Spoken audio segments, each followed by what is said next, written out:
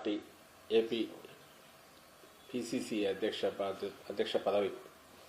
స్వీకారం సందర్భంగా ఆమె మాట్లాడిన భాష కానీ చేసిన హడావుడి కానీ ఇవన్నీ చూశాక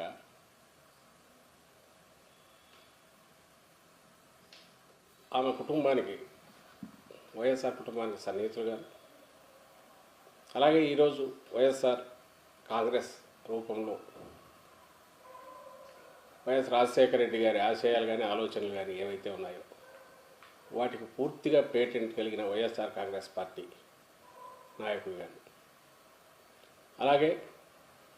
ఆ పార్టీ అధ్యక్షుడు రాష్ట్ర ముఖ్యమంత్రి జగన్మోహన్ రెడ్డి గారు రాజశేఖర రెడ్డి గారి తనయుడుగానే కాకుండా ఆయన రాజకీయ వారసుడుగా కూడా